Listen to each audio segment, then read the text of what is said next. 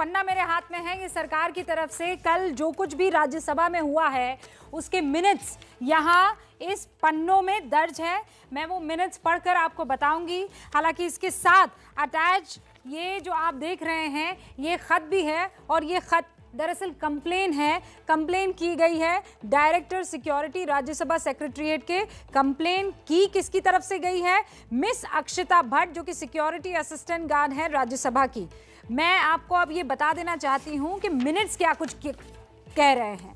तो वक्त जो शुरू होता है, ये क्रोनोलॉजी देखिए लिखा हुआ है, इन ऑर्डर ऑफ क्रोनोलॉजी। तो क्रोनोलॉजी आप समझिए, पहला सीरियल नंबर 1 आवर 6:02 यहाँ पर, और ये लिखा जाता है मिस डोला सेन, जो कि वेस्ट बंगाल की राज्यसभा सांसद हैं।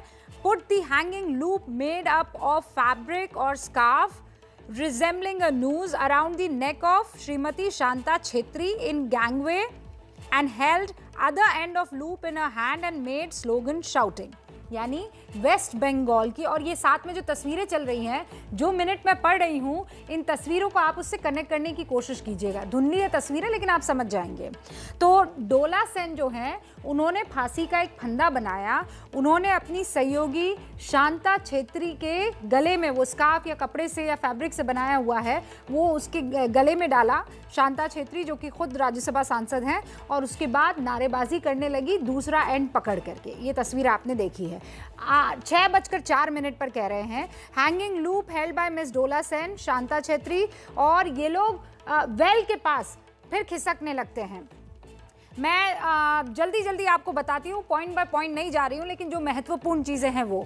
फिर उसके बाद बताया जाता है कि फूलो देवी की एंट्री होती है। फूलो देवी नेतम जो हैं, वो टेबल जो वहाँ पर ऑफ द हाउस है, वो बीच में सेंटर में आपको दिखाई दे रहा है, वहाँ पर वो पन्ने उछालती है। फिर छाया वर्मा के लिए कहा जा रहा है कि वो भी इसी तरीके से पन्ने उछालती है टेबल ऑफ द हाउस पर। फिर 6:10 पर CPI और CPM के बिनोय विश्वम और एलामरन करीम की एंट्री होती है। वो भी जो फोल्डर और पेपर वहाँ पर रखे हुए थे, वो टेबल ऑफ द हाउस पर उछालते हैं। फिर थोड़ा और नीचे आइए, 6:22 पर वो ये कहते हैं, ये मिनट्स जो है उसमें ये लिखा जाता है कि Dola Sen obstructs the way of Shri Piyush Goyal. Piyush Goyal आ रहे थे, प्रहलाद जोशी और पीयूष गोयल जो है वो चेयरमैन्स चेंबर्स से जब अपनी अपनी जगह लेने के लिए आ रहे थे, तब डोला सेन उन दोनों का रास्ता रोकती है। किसका? पीयूष गोयल का और प्रहलाद जोशी का। They were also being pushed by her. धक्का मुक्की भी डोला सेन उनके साथ करती है, ऐसा इसमें लिखा गया है। डोला सेन जो हैं वो एक लेडी ऑफिशियल जो कि पार्लियामेंट सिक्योरिटी सर्विस की थी, उसको भी धक्का देती हैं। डोला सेन वो जो फांसी का फंदा है वो हवा में ऐसे लहराती हैं। फिर उसके बाद वापस पन्ने फाड़े जाते हैं। सैयद नासिर हुसैन कर्नाटक से कांग्रेस के राज्यसभा सांसद है। अर्पिता घोष वो TMC की सांसद है। प्रियंका चतुर्वेदी शिवसेना की सांसद है। और आगे ये लगातार ऐसे मिनट दर मिनट चीज़ें बताई जा रही है, जिसमें ये जितनी भी तस्वीरें आप देख रहे हैं कि कैसे वो LED स्क्रीन के पास आपको एक शख्स खड़ा हुआ नजर आ रहा होगा, वो एलामरन करीम है, जो कह रहे हैं कि LED स्क्रीन के पास में जाकर खड़े हो जाते हैं। अब हुआ क्या कुछ, हमने frame by frame in videos को एनालाइज किया है, बार बार देखा है। हमें क्या लगा, ये तस्वीरें क्या कह रही हैं, अब गौर से देखिए।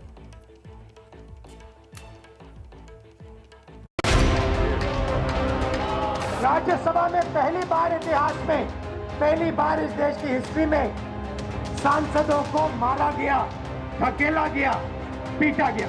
शायद आज का जो उन्होंने नाटक रचा है और झूठ का पुलंदा बनाया है, तुम्हारा फुटेज तुम तैयार करके वो करके लोगों को बदनाम करने का एक तरीका आपने ढूंढा है। कांग्रेस की महिला सांसदों ने महिला सिक्योरिटी अफसरों को गले से पकड़ के खींचने का काम भी किया, दुर्भाग्यपूर्ण है। संसदीय लोकतंत्र की हत्या हो गई। मार्शल लॉ लगा करके आप इंश्योरेंस की तरह का कानून पास करा। दोनों तरफ से धक्का मुक्की हुई, मैं पीछे से आके ढकेला गया, मैं गिर गई। महिला मार्शल के को हटाने की कोशिश की, वही फुटेज बार बार दिखाया जा रहा है। देश शर्मसार है कि जिन माननीयों से लोकतंत्र की मर्यादा बनाए रखने की उम्मीद की जाती है, वो सियासी विरोध में ऐसे मतवाले हुए कि शर्म, हया, मान, मर्यादा हर चीज की धज्जियां उड़ाती। संसद के भीतर हाथापाई की तस्वीरें देखकर हर उस सांसद को शर्म से गड़ जाना चाहिए जो इसके पीछे जिम्मेदार है। ये जरूरी है कि देश की जनता ये समझे कि राज्यसभा में जो कुछ हुआ वो हुआ क्यों। ये जरूरी है कि देश की जनता जाने कि जो कुछ हुआ उसके पीछे जिम्मेदार कौन है। और इसीलिए आज हम आपके सामने संसद को शर्मसार करने वाली इन तस्वीरों का वीडियो विश्लेषण करने जा रहे हैं ताकि दूध का दूध और पानी का पानी हो सके।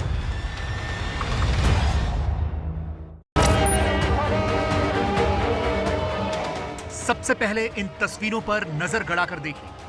राज्यसभा के भीतर जो बवाल मचा है ये ठीक उस जगह पर हो रहा है जिसे वेल कहते हैं, यानी सभापति के आसन के ठीक सामने वाला हिस्सा।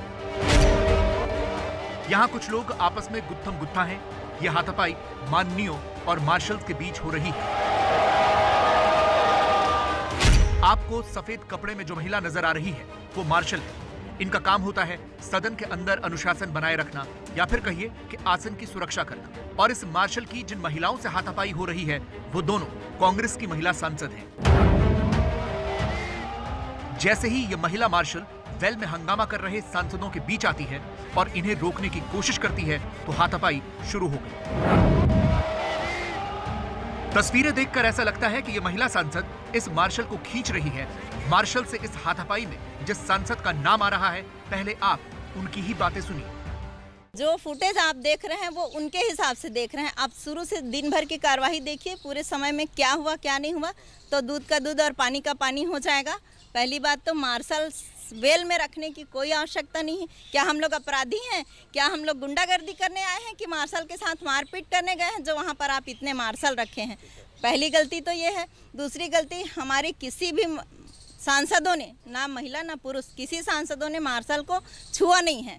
धक्का मुक्की हुई और उस धक्का मुक्की में आप सब समझते हैं कि धक्का मुक्की में क्या होता है। धक्का मुक्की में हमारी एक महिला सांसद नीचे गिर गई। उसको बचाने के लिए मैं एक महिला मार्शल को हटाने की कोशिश की। वही फुटेज बार बार दिखाया जा रहा है। छाया वर्मा राज्यसभा में कांग्रेस की सांसद हैं। वो कह रही हैं कि जो कुछ हुआ उसके पीछे मार्शल जिम्मेदार है और मार्शल को बुलाने वाले लोग यानी सरकार जिम्मेदार है। सरकार के मंत्री कह रहे हैं कि आप लोगों को माफी मांगनी चाहिए। क्यों माफी मांगेंगे? माफी मांगने लायक कोई है नहीं। माफी वो मांगे। वो क्यों मार्शल को ला के रखे थे सदन के अंदर? जितने सांसद हैं उसे दुगुना मार्शल रखे हैं, तो माफी वो मांगे। अब आपको सुनवाते हैं कांग्रेस की एक और सांसद को जो इस धक्का मुक्की में शामिल थे। यह है छत्तीसगढ़ से कांग्रेस की राज्यसभा सांसद फूलो देवी नेताम, जो खुद कह रही हैं कि धक्का मुक्की दोनों तरफ से हुई। ऐसे धक्का दिया गया कि वहाँ पे पुरुष मार्शल थे और एक महिला सांसद को धक्का दे रहे हैं और महिला सांसद गिर रही है। अपनी बात कर रही हैं? बिल्कुल, मैं अपनी बात कर रही हूँ। गिर गई और वहाँ पे टेबल था सामने में, टेबल में कमर के पास लगा जोर से। उसके बाद हाथ में मोच आया है, फिर पसली के पास लगा है। धक्का मुक्की की शुरुआत कैसे हुई, अगर वो आप समझाना चाहिए, क्योंकि सरकार कहती है कि मार्शल का काम वहाँ मांग को लेके चले गए वहाँ तक। उधर से धक्का हुआ तो हम भी दोनों तरफ से धक्का मुक्की हुई। मैं तो नहीं कह रही हूँ कि एक ही तरफ से हुआ, दोनों तरफ से धक्का मुक्की हुई। उसके बाद हमको पीछे से आके ढकेला गया, मैं गिर गई।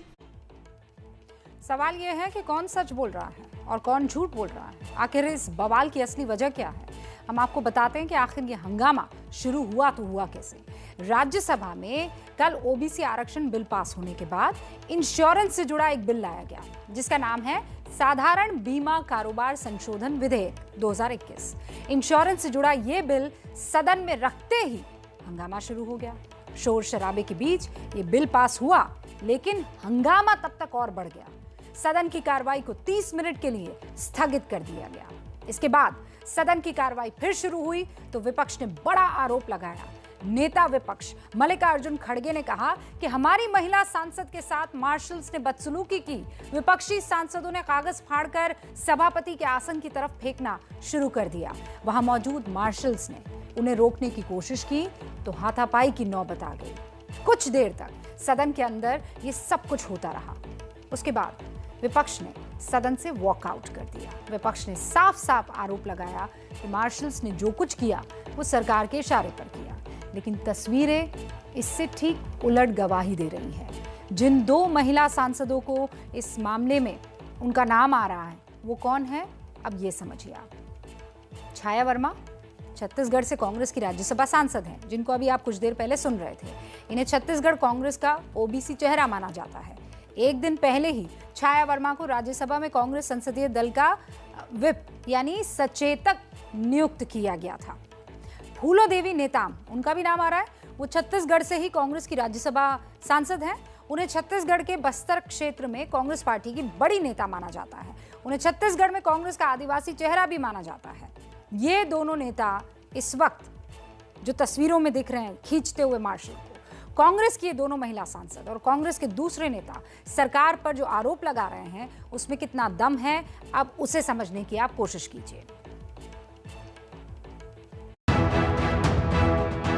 ये सीसीटीवी तस्वीरें इस बात की गवाही दे रही हैं कि इस महिला मार्शल को ये सीसीटीवी तस्वीरें इस बात की गवाही दे रही हैं कि इस महिला मार्शल को ये सांसद खींच रही हैं। इसी बीच उनके बगल में मौजूद दूसरी महिला सांसद गिर जाती है, लेकिन विपक्ष आरोप लगा रहा है कि महिला मार्शल ने उनकी सांसदों के साथ मारपीट की। राज्यसभा में पहली बार इतिहास में, पहली बार इस देश की हिस्ट्री में सांसदों को मारा गया, धकेला गया, पीटा गया। महात्मा गांधी जी ने इस देश को क्या सिखाया? इस देश को उन्होंने सिर्फ एक बात सिखाई है। बहुत कुछ लिखा मगर सिर्फ एक बात सिखाई है, और वो ये है कि डरो मत, डरो मत, डरो मत, इन कायरों से डरो मत। झूठ के आरोप पे वो बचना चाहते हैं एक्शन से। शायद आज का जो उन्होंने नाटक रचा है और झूठ का पुलंदा बनाया है, वो क्लियरली उनको दिख रहा है कि उन्होंने जो व्यवहार किया उस पर सख्त से सख्त एक्शन जायज है, लॉजिकल है और लीगल है। उससे बचने के लिए वो अपने आप को झूठ के आरोप पे भागना चाहते हैं। सवाल ये भी उठा कि संसद के भीतर आखिर इतने मार्शलों को बुलाने की जरूरत क्या थी। विपक्ष ने आरोप लगाया कि बाहर से लोगों को बुलाया गया था। सरकार ने कहा यह सरासर गलत आरोप है, किसी को बाहर से नहीं बुलाया गया था। एक इंक्वायरी ऐसी होनी चाहिए, जो मार्शल्स अंदर आए थे, जो महिला मार्शल्स अंदर आए थे, वो कहाँ से आए, इतनी संख्या में कैसे आ गए। वहाँ तो सदन में हमको मालूम है कौन से लोग ठहरे हुए हैं, कौन से लोग रोज मिलते रहते हैं। तो ये लोग कहाँ से आ गए, इसकी इंक्वायरी होना चाहिए। कौन उनको अंदर बुलाया? 12 महिला मार्शल्स और 18 पुरुष मार्शल्स, कुल 30 मार्शल्स, 18 मेन पुरुष, 12 महिलाएं, सिर्फ 30 मार्शल्स डिप्लॉय हुई थी। और उतनी जरूरी थी क्योंकि इतने बड़े प्रहार के सामने, और ये प्रहार 9 तारीख को आप सबने देखा था। अनाप शनाप झूठे आरोप आज लगाने की कोशिश कर रही है कि outsiders who are not part of parliamentary security वो ब्रॉट इन। राज्यसभा में एक दिन पहले जो कुछ हुआ उसे लेकर कांग्रेस समेत तमाम विपक्षी दल सड़क पर उतर गए।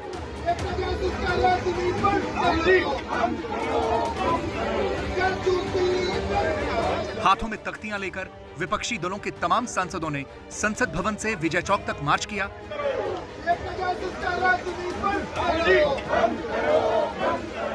ये लोकतंत्र की हत्या हो गई, रवायतें संग्रहालय में चली गई।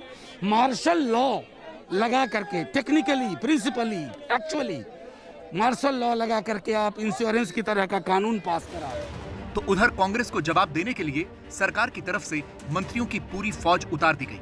1-2 नहीं, सरकार के 8 मंत्री मीडिया के सामने आए और विपक्ष पर सवालों की बौछार कर दी। जो घटा वो बहुत शर्मसार था, निंदनीय था, और एक घड़ियालू आंसू बहाने की बजाय इनको तो देश से माफी मांगनी चाहिए। बवाल और सवाल के बीच मॉनसून सत्र तो पानी में चला गया, लेकिन ये तस्वीरें कहीं नहीं जाएंगी। जब जब लोकतांत्रिक मर्यादाओं की धज्जियां उड़ाने की बात उठेगी, ये तस्वीरें लौट कर आएंगी। उम्मीद ये की जानी चाहिए कि ऐसा फिर न हो। तो सबने देखा कि समूचा मॉनसून सत्र जो है वो इस हंगामे की भेंट चढ़ गया है। जनता के करोड़ों करोड़ों रुपए सरकार और विपक्ष के संग्राम में स्वाहा हो गए हैं। यही वजह है कि कि देश की जनता के मन में ये सवाल है कि जो कुछ हुआ उसकी जवाबदेही आखिर कौन लेगा। विरोध लोकतंत्र की खूबसूरती है और इसीलिए विपक्ष को विरोध का पूरा अधिकार है, लेकिन विपक्ष की जिम्मेदारी ये भी है ना कि संसद में काम हो, और वैसे जिम्मेदारी सरकार की भी है कि वो सदन चलाने के लिए हर संभव कोशिश करे ताकि भविष्य में संसद का वक्त और जनता का पैसा इस तरह से बर्बाद ना हो। ट्विटर नियमों के अनुरूप काम कर रहा है, लेकिन अब जब ट्विटर ने कांग्रेस के नेताओं के अकाउंट लॉक करने शुरू कर दिए हैं तो कांग्रेस बौखला गई है। रिपोर्ट देखिए।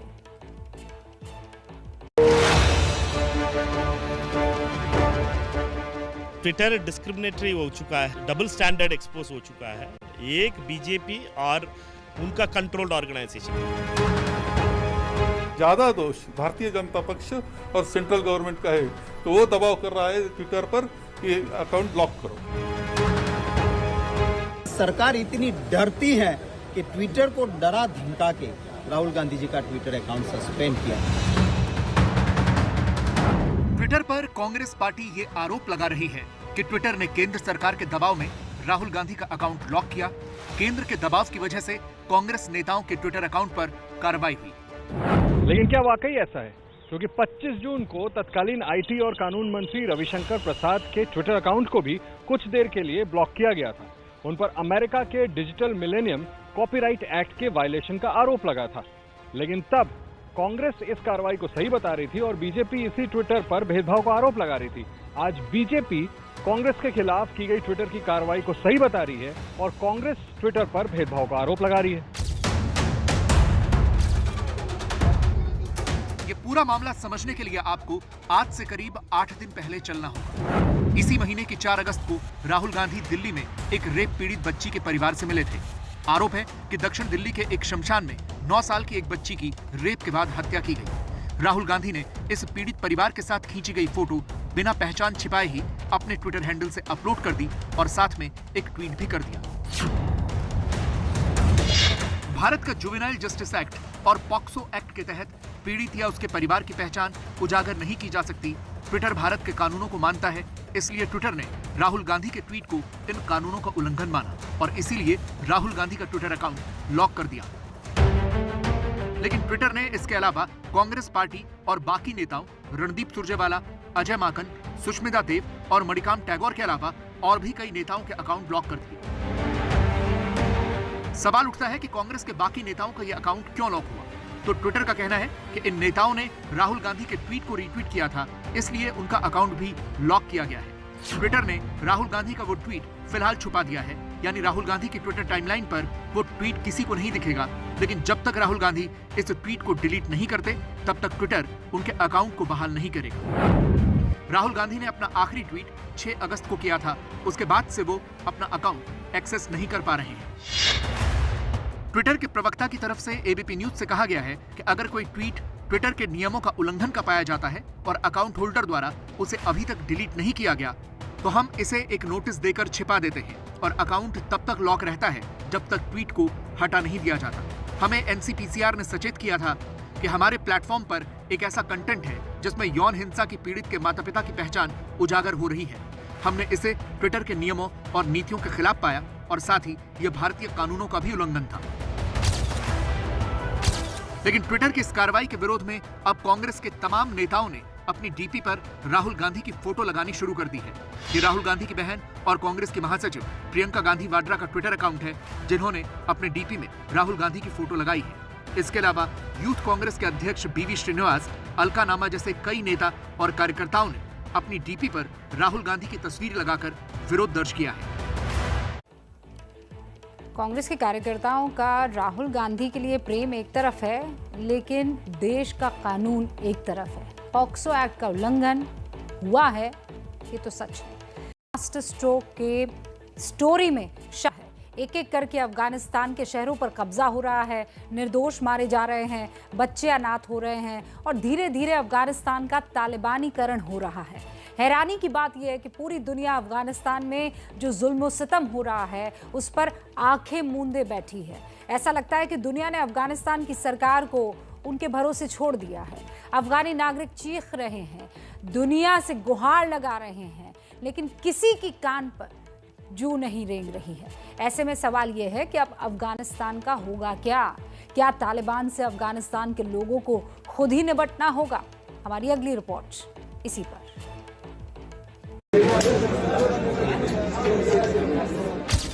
किसी महल के सोफे पर दावत का लुत्फ उठा रहे ये तालिबान के लड़ाके हैं, जिन्हें अब तक आपने राइफल और रॉकेट लॉन्चर के साथ ही देखा हो।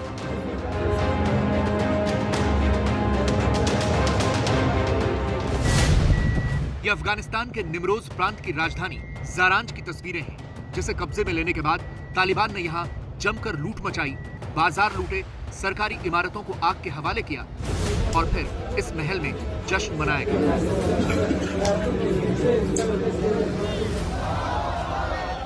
अफगानिस्तान में तालिबान युग तेजी से लौट रहा है। पिछले 6 दिनों में तालिबान अफगानिस्तान के 10 प्रांतों की राजधानी पर कब्जा जमा चुका है।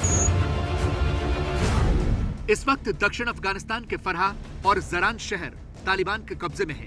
उत्तर पश्चिम में सरेपुल और शेबरगन तालिबान के कंट्रोल में आ चुका है। उत्तरी अफगानिस्तान के ऐबक, तालुकान, फैजाबाद, कुंदूज और पुले खुमरी में भी तालिबान का झंडा लहरा रहा है। مسئولین امنیتی ما فعلا در بعضی از قطعات امنیتی مصروف جنگ و درگیری با مخالفین هستند، ولی ولایت غزنی فعلا اکثریت از ساحات و شهر ولایت غزنی در اختیار کامل دشمن قرار دارند. तालिबान के कब्जे में आया सबसे नया शहर गजनी है। यहाँ जब तालिबान के लड़ाके शहर में दाखिल हो गए तो गजनी के गवर्नर दाऊद ने ही शहर को तालिबान के हवाले कर दिया और अपने अफसरों के साथ शहर छोड़कर भाग गए। बाद में उन्हें अफगान सरकार ने गिरफ्तार कर लिया। अब इस जगह पर यानी गजनी पर कब्जे के बाद ये खतरा बढ़ गया है कि तालिबान जल्द ही पूरे अफगानिस्तान को कब्जे में ले सकता है। इसकी वजह है राजधानी काबुल की घेराबंदी। तालिबान काबुल के उत्तर में बगलान प्रांत की राजधानी पुले खुमरी पर कब्जा कर चुका है। ये जगह काबुल से 240 किलोमीटर दूर है और उसने काबुल के दक्षिण में गजनी पर भी कंट्रोल कर लिया है। ये काबुल से 130 किलोमीटर दूर है। यानी तालिबान अब राजधानी काबुल को चौतरफा घेर चुका है। इससे तालिबान के हौसले और बुलंद हो जाते हैं और अफगान सरकार कमजोर होती हुई दिख रही है, इसमें कोई डाउट नहीं है। खासकर गजनी पर तालिबान के कब्जे के बाद अफगान सरकार की मुश्किलें बहुत बढ़ जाती है। इसके बाद अफगानिस्तान सरकार ने तालिबान को सरकार में शामिल होने का प्रस्ताव भी दिया है। इसके बदले में जंग बंद करने की शर्त भी रखी है। हालांकि तालिबान ने इस पेशकश पर कोई जवाब नहीं दिया है, लेकिन जीत से उत्साहित तालिबान ये पेशकश ठुकरा भी सकता है।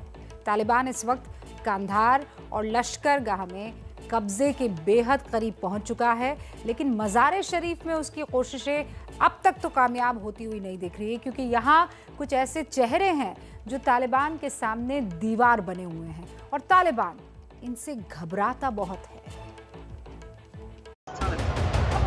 अफगानिस्तान में जिस तालिबान को अमेरिका 20 साल में भी हरा नहीं पाया, वो अगर किसी से डरते हैं तो वो हैं अफगानिस्तान के 5 वॉरलॉर्ड्स,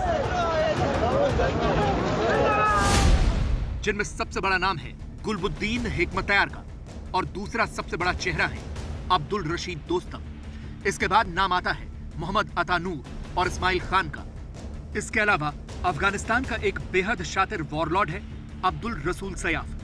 इन 5 चेहरों की ताकत ऐसी है कि राष्ट्रपति जो बाइडेन भी ये कह रहे हैं कि इन अफगान नेताओं को एक मंच पर आकर तालिबान से मुकाबला करना चाहिए। We trained and equipped with modern equipment over 300,000 Afghan forces. And Afghan leaders have to come together. We lost death and injury, thousands of American personnel. They've got to fight for themselves, fight for their nation. Biden जिन अफगान नेताओं से तालिबान के खिलाफ एक मंच पर आने की अपील कर रहे हैं, उन्हें मनाने के लिए अफगानिस्तान के राष्ट्रपति अशरफ गनी खुद उनसे मिलने गए हैं। सवाल यह है कि ये वॉरलॉर्ड्स इतने ताकतवर कैसे हैं? इसे समझने के लिए आपको अफगानिस्तान की आबादी के बारे में समझना होगा।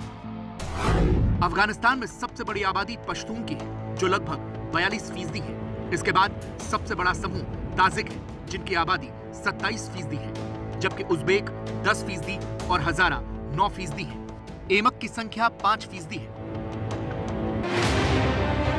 अफगानिस्तान में पिछले 5 दशक से चली आ रही जंग में इन समूहों के नेताओं का रोल सबसे अहम रहा है। आज भी अगर ये एक हो जाए तो तालिबान को धूल चटा सकते हैं, क्योंकि तालिबान में सबसे ज्यादा लड़ाके पश्तून हैं। पश्तून नेताओं में गुलबुद्दीन हेकमतयार सबसे बड़ा नाम है। अगर गुलबुद्दीन मैदान में आ जाएं तो तालिबान कमजोर हो जाएगा।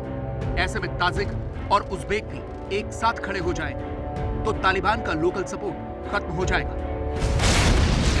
तालिबान को हराने का यह फॉर्मूला लागू होना थोड़ा मुश्किल जरूर है, लेकिन नामुमकिन नहीं।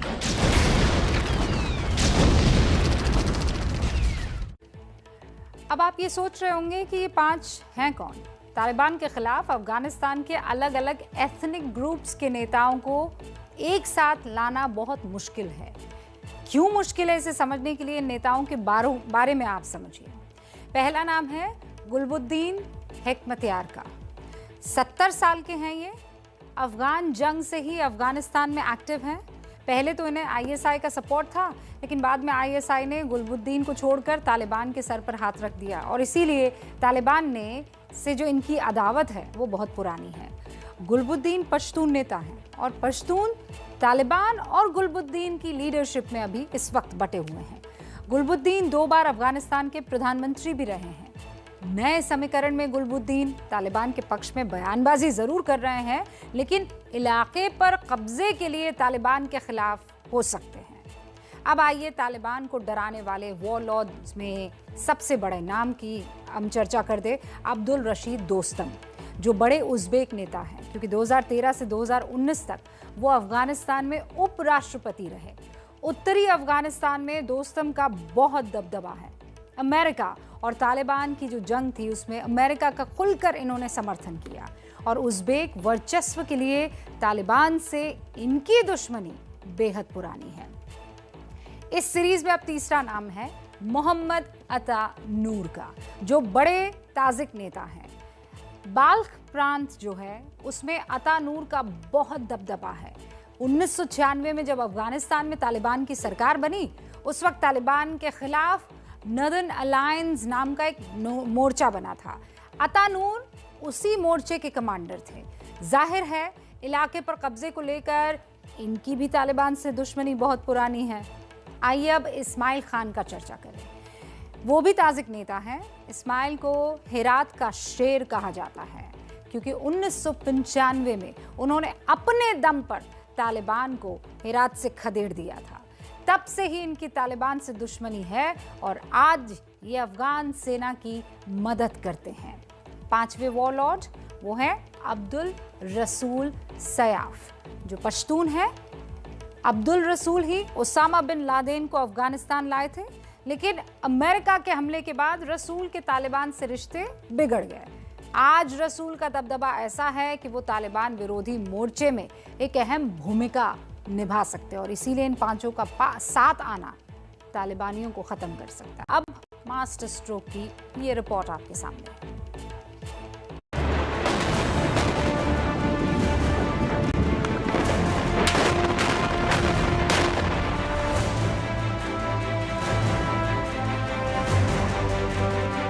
अफगानिस्तान में इस बर्बादी और तबाही को रोकने के लिए पूरी दुनिया कोशिश कर रही है।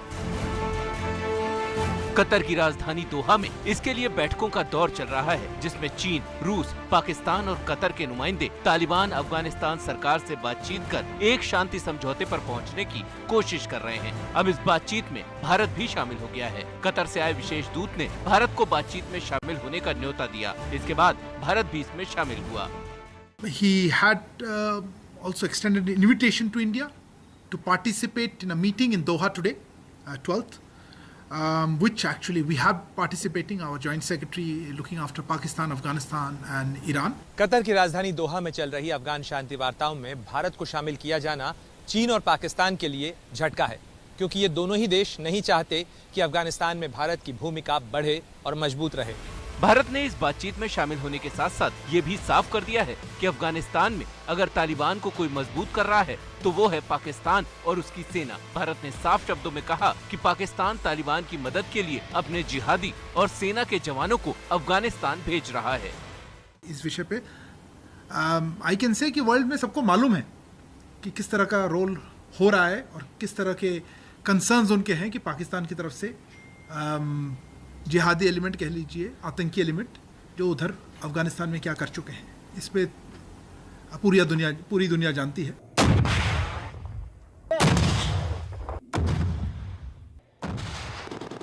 अफगानिस्तान में तेजी से बिगड़ रहे हालात पर भारत नजर बनाए हुए है और उसी के मुताबिक फैसला भी किया जा रहा है।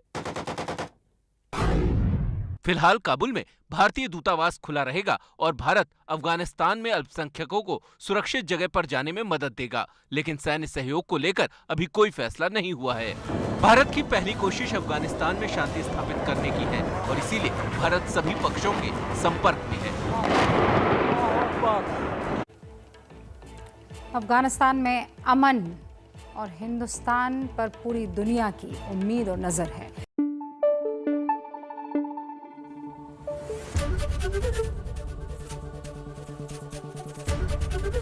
एबीपी न्यूज आपको रखे आगे।